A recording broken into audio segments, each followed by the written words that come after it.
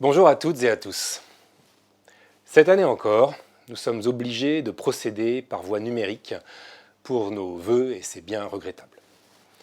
Éprouvé par une deuxième année à gérer la crise sanitaire, je sais que, comme moi, vous avez hâte que nous sortions de cette période pénible.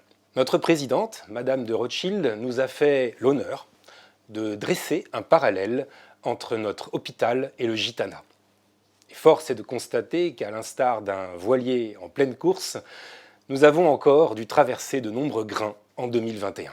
Mais malgré notre mobilisation sans faille dans la lutte contre la pandémie, nous pouvons nous enorgueillir de nombreuses réalisations. Pêle-mêle et sans être exhaustif, nous pouvons citer le remplacement du robot de neurochirurgie, le réaménagement du service d'imagerie, nos nombreuses premières médicales et chirurgicales, la publication de plus de 400 articles scientifiques, l'habilitation à réaliser des essais de thérapie génique ou encore, très récemment, notre intégration à 3 réseaux européens de référence. Surtout, nous avons pu, en 2021, élaborer de la façon la plus participative possible notre nouveau projet institutionnel qui nous fixe à horizon de 5 ans notre stratégie à venir. Et pour un bateau, c'est important de voir l'horizon le plus loin possible. Nous nous sommes fixés un objectif des plus ambitieux, devenir, en 5 ans, le premier hôpital hospitalo-universitaire privé non lucratif d'Europe pour les pathologies tête et cou. Nous n'y arriverons pas en un claquement de doigts, mais pas à pas, avec, dès 2022, des étapes importantes à franchir. L'ouverture de notre nouvelle antenne avenue Bolivar, l'Institut Noémie de Rothschild, le démarrage des travaux d'extension et de restructuration du site historique, le développement d'une nouvelle activité d'épilepsie adulte ou encore l'accélération de notre programme IA Data Science. Nous aborderons ces nouveaux caps pleins d'enthousiasme et d'énergie, désireux d'aller de l'avant et de mettre fin à cette période de difficulté et d'incertitude.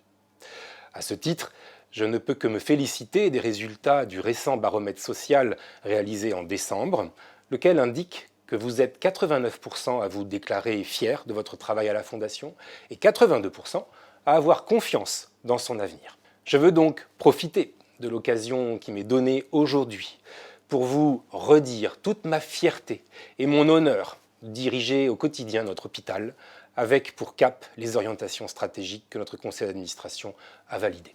Je veux aussi vous remercier de votre engagement sans relâche, malgré parfois les difficultés d'organisation, de fonctionnement ou autres, qui n'ont pu qu'être accrues depuis bientôt 2 ans.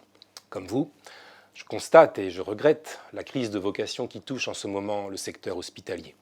Cette autre crise, qui se cache derrière celle du Covid, a et aura évidemment un impact sur notre capacité à travailler et à nous développer. Mais vous le savez, il n'est pas dans l'ADN de la Fondation, ni dans le mien d'ailleurs, de jeter l'éponge avant que le combat soit terminé. Et je compte bien faire en sorte que tous les moyens soient mobilisés en 2022 pour que nous relevions ce nouveau défi de l'attractivité et de la fidélisation des personnels.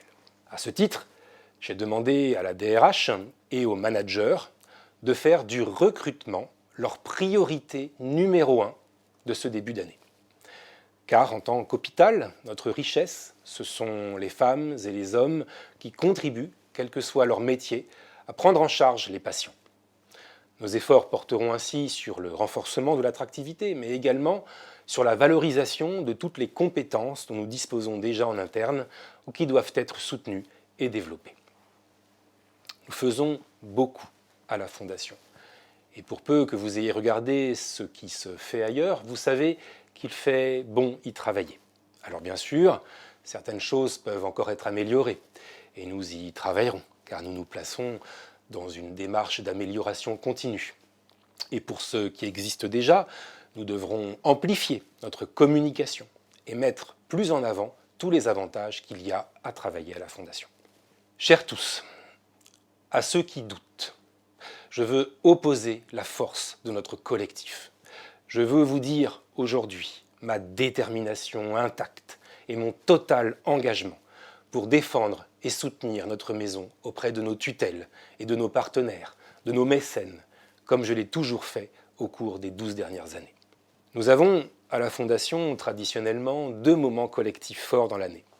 La cérémonie des vœux en janvier et la soirée du personnel en juin.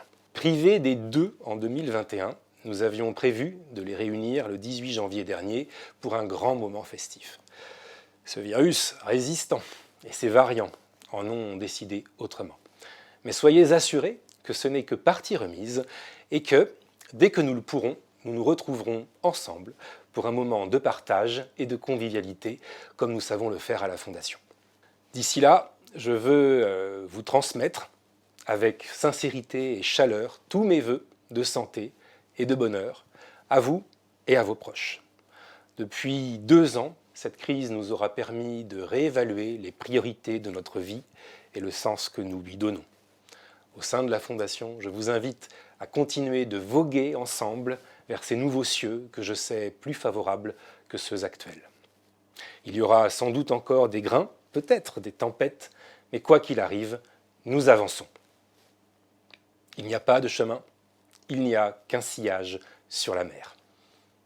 Bonne année.